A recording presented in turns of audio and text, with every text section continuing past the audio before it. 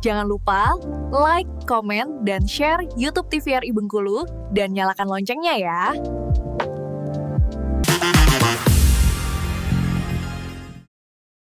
Terima kasih pemirsa Opini, kita lanjutkan kembali ngobrol kita bersama dengan Bapak Bupati Kaur. Dan juga nih informasinya nih, Bapak Bupati kita ini berapa kali nih lewat FYP di TikTok saya. Yang menariknya itu ada 2 kali yang menjadi perhatian saya, Pak. Yang pertama waktu Bapak ada sidak, Pak, ya. Ke kantor camat atau kantor desa. Ya. Wah, itu bikin deg-degan pasti begitu melihatnya. Ada pejabat-pejabat desa yang belum datang. Terus juga yang menariknya pada saat tadi beliau cerita sering turun ke lapangan dan itu memang real, bukti nyata pemirsa Opini. Karena juga pernah lihat Bapak begitu ada petugas-petugas yang lagi bersihkan rumput-rumput di jalan lintas. Nah, mendadak beliau turun loh. Gitu. Ya, itu alami itu. Alami, Pak, nggak dibikin-bikin. Itu begitu nggak sengaja lewat, langsung ketemu, ya. Langsung ada inisiatif, wah turun nih, mantau dulu ngelihat bagaimana pekerjaannya. Langsung, Pak. Jadi saya terus terang hal-hal macam itu, Pak. Nggak ada saya itu di setting atau diatur-atur, Pak. Saya nggak ada kamera, Pak. Nggak ada. Tapi saya alami saja. Jadi kalau anak-anak kerja begitu, saya pikir orang ini kan mencari kehidupan. Betul. Dan tulus untuk membangun Kaur. Sama dengan rumah sakit, Pak. Ya, belok dikit itu, Pak. Rumah sakit itu, Pak, saya juga jujur, saya juga terinspirasi dengan Pak Gusrin itu, Pak. Jujur, saya nggak tutup. Pak Gusrin itu dulu rumah sakit Provinsi Bengkulu itu bagus, Pak. Kenapa? Beliau sidak. Malam-malam, jam 1, jam 2, jam 11 malam, sidak. Jadi, saya bukan ikut itu, Pak. Tapi kenapa?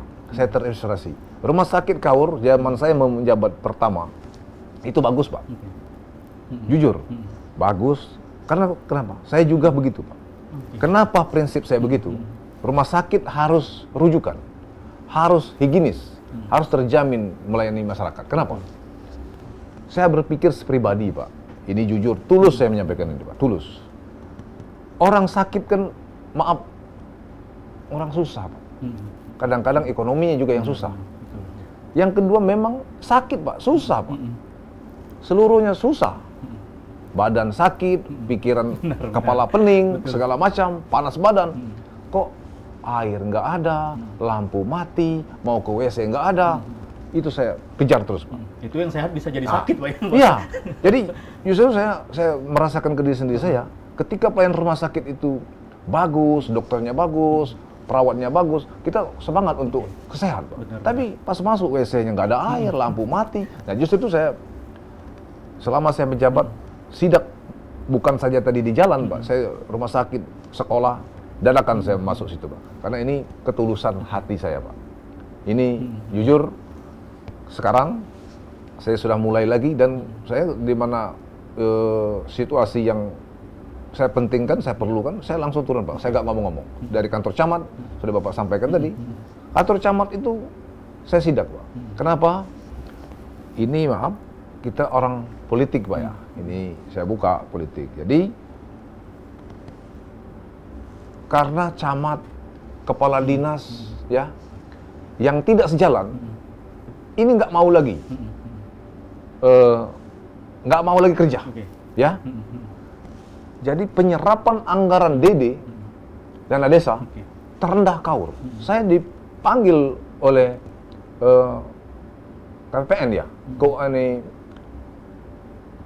PPN dari Bengkulu Selatan, Pak, tolong Kaur ini penyerapan anggaran ini 0%. Saya baru dilantik ini. Kenapa? Para camat, PPTK tidak mau lagi tanda tangan. Nah, ini gawat. Karena ini rembetannya untuk membangun desa. Kebutuhan masyarakat. Saya sidak, benar atau tidak?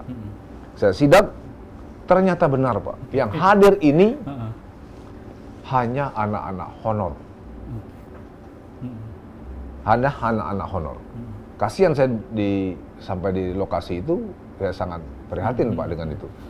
Dan ini saya langsung, Pak, Kaur pertama seprovinsi Bengkulu yang melakukan mutasi, Pak. Jujur, saya daripada dilarut. Ini kan kepentingan masyarakat. Benar. Saya pikir pemerintah pusat, bapak-bapak yang berkepentingan menilai ini, saya pikir akan ada pertimbangan. Daripada ini stagnan, uang tidak jalan, masyarakat menunggu janji politik kami, tapi kami tidak bergerak karena tidak didukung dengan bawahan. Saya sidak dan saya lakukan untuk mutasi. Oke, tujuan utamanya tidak lain hanyalah untuk masyarakat. Untuk masyarakat, tidak lain itu. Betul-betul sekali. Bukan untuk mencederai kan lawan segala macam, nggak ada itu. Sudah jadi kita semuanya adalah masyarakat ini milik kita. Sama-sama kita membangun Kaur. Gitu Pak. Luar biasa. Dan juga ini pemirsa opini dari Pemda Kaur, ini infonya Pak sudah menjalin kerjasama dengan Pemda Muara Enim. Nah, bentuknya seperti apa nih Pak? Jadi saya cerita sedikit Pak ya. Jadi cerita ini Pak alami yang saya alami. Alami yang saya alami.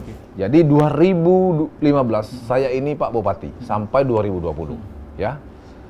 Di tahun 2020 atau 2019 ini sudah MOU. MOU dengan Bupati Muara Enim yang hadir ke Kaur. MOU. Terus kebetulan 2024 ya, 2021 Pilkada saya tidak terpilih lagi. Saya tidak terpilih alias kalah dalam politik. Ya, sudah, saya terima. Dengan logowo, silahkan masyarakat ya mendukung pilihannya, saya istirahat dulu. Jadi MOU ini terhenti, Pak. Tidak ada tindak lanjut dari pemerintah pengganti saya. Terus cerita singkat, 2024 saya pilkada, alhamdulillah dipilih rakyat kembali dan kemenang. Ingin lagi, gitu. Saya kurang tahu itu Pak. Kenapa masyarakat memilih saya lagi? Walaupun saya sebenarnya nggak pede, tapi bukan saya ini Pak, bukan saya tambah. Ini ribuan masyarakat tuh ke rumah saya Bengkulu untuk berharap Pak Gusril kembali ke Kaur untuk maju. Sebenarnya saya nggak pede Pak, saya nggak pede, nggak berani lagi saya Pak, karena dulu tidak ada beda, dukungan dengan tidak ada dukungan itu sama aja, sama rame-ramenya gitu. Tapi saya lihat terus keseriusan ini mendukung, sudah saya nyatakan maju. Dan alhamdulillah cerita singkat, 50% kemenangan saya di Kabupaten Kaur. Alhamdulillah masyarakat Kabupaten Kaur khususnya kembali mempercayakan ini. Nah, 2024 pelantikan saya gas ini Pak. Saya gas ini, kembali saya menanyakan ini untuk segera dilanjutkan MOU ini. Kita harus kunjungan balik ke Muara Enim. Karena ini sudah Pak, desain, idenya sudah ini Pak. Jadi kemarin saya malam tadi baru pulang ini Pak, jujur.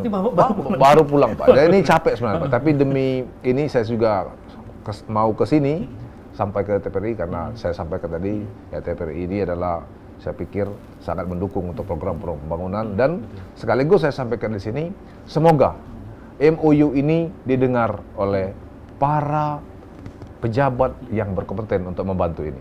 Termasuk saya mohon dengan Pak Gubernur Haji Helmi Hasan, dengan Pak Gubernur Sumatera Selatan Haji Herman Niru ya kalau nggak salah. Ini mereka ini akan nanti memberikan dukungan terhadap dua bupati ini. Gunanya juga ini untuk Provinsi Bengkulu. Kekayaan ini juga kekayaan Pak Gubernur Sumatera Selatan dan kekayaan ini juga kekayaan Pak Gubernur Bengkulu. Saya hadir di situ, alhamdulillah. Ini antusias sekali Pak Iqbal ya. Saya dijamu, disambut dan mereka juga sudah menunggu ini. Dan yang menarik Pak Iqbal, yang menarik sekali bahwa Kaur Muara Enim ini saya tahu itu 60 kilo. Cuma 60, hanya 60 kilo. Dekat betul. Pas disampaikan pemaparan persentase kemarin waktu di Muara Enim, ternyata kalau 60 itu ada belokan sedikit. Kalau diluruskan hanya 50, sekian kilo. Jadi harapan saya ini kepada petinggi-petinggi baik dari nanti ini kan kita akan menggunakan hutan lindung. Saya bermohon kepada pemerintah pusat atau yang berkompeten dalam pertanahan dan hutan lindung ini, mudah-mudahan nanti disetujui. Kami akan usulkan bersama-sama guna hak pakai. Sehingga ini adalah tembus kerjasama ini dalam bentuk akses jalan ya, untuk transportasi Pak. Transportasi, konektivitas saja yang kita bangun ini. Karena kenapa saya semangat ini Pak? Bukan main Pak, kekayaan Muara Enim itu Pak. Dari gas, ya, dari minyak, dari batu bara, sumber energi lain luar biasa. Kalau mereka ingin ekspor, impor barang masuk bisa lewat Linau. Linau. Oke, Dan betul, mereka betul. berharap, Pak. Jadi dari pelabuhan Pulau Bayi kita aktif, pelabuhan Linau juga aktif. Aktif ya, Oke. pasti Pak. Jadi nanti dari Linau bisa ke Pulau Bayi. Oke, betul. Kalau Pulau Bayi pendangkalan lagi ada alternatif. Benar-benar. Tidak ada Enggano macet misal. Betul. Kan gitu kan. Tidak ada terisolir. Ketika ini tembus. Jadi harapan kami MOU kemarin ini sudah sepakat dan secepatnya ini akan kami berusaha untuk berproses. Semoga ini jalan ini nanti secepat tahun 2026, 2027 paling tidak ini ada izin untuk pembukaan jalan akses Sehingga cepat realisasi Pak ya. Konektivitas antar kedua daerah kabupaten, ini, kabupaten provinsi ini. ya, dari provinsi Oke kabupaten. deh. Oke. Luar biasa sekali Pak Gusril obrolan kita dan pemirsa Ya. Opini jangan kemana-mana. Tentunya akan kita lanjutkan kembali tetap di Opini.